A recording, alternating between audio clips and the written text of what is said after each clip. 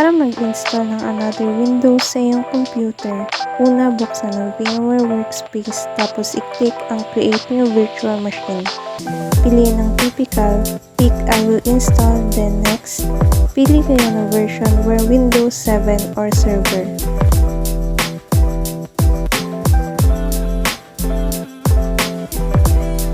Sinelect natin ang Windows 7. Click next. Name the virtual machine. Halimbawa ay last name or kung anong name ang gusto nyo ilagay. Tapos yung sa gig, pwede kayong maglagay kung ilang gig ang gusto nyo, like halimbawa ay 60 gig. Tapos click finish at meron na tayong virtual machine.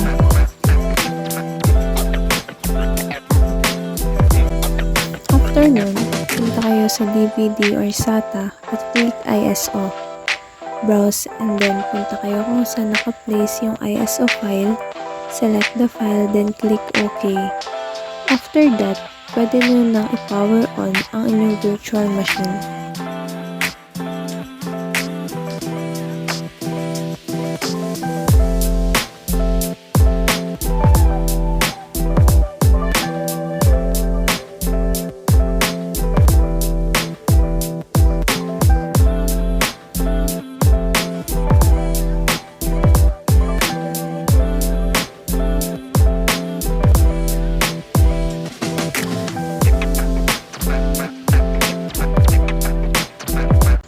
After mag-open, mapapansin nyo na same visual lang din siya sa laptop nyo. Yung keyboard input method, pwede nyo siyang baguhin depende sa preference nyo. So, inilagay natin dyan na US International. Then, click Install Now. Antayin nyo lang ulit.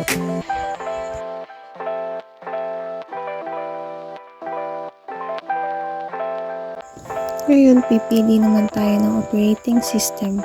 Pick natin ang Windows 7. Professional, then read the terms and conditions, then accept.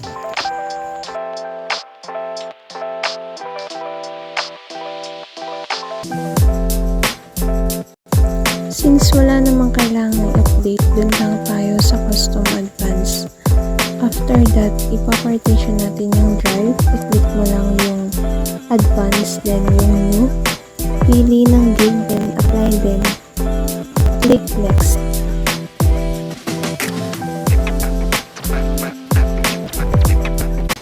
At this point, hintayin nyo lang na matapos yung installation process. Pag tapos na yung installation process, magre-restart yung ating virtual machine.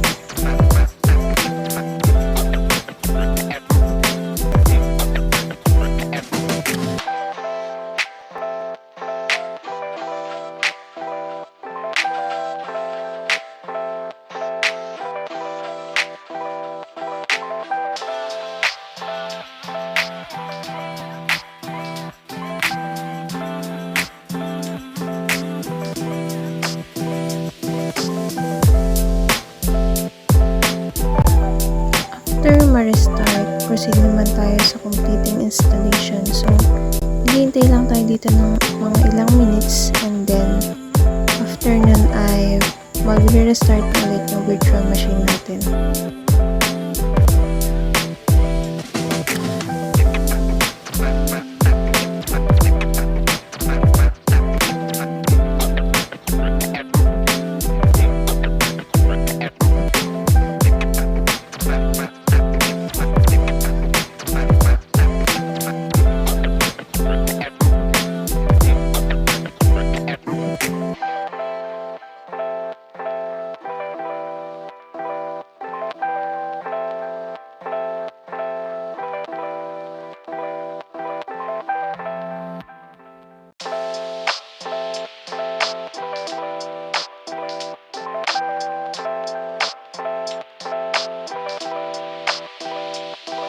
So, lalagay na natin ang pinaka-PC name.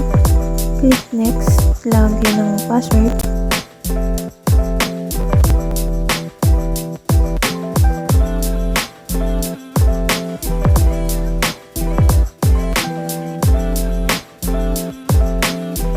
Click use recommended setting.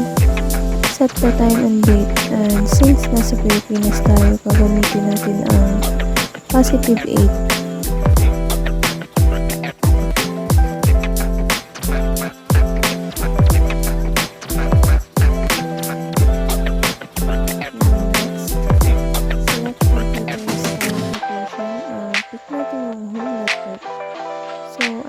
lang natin ang process.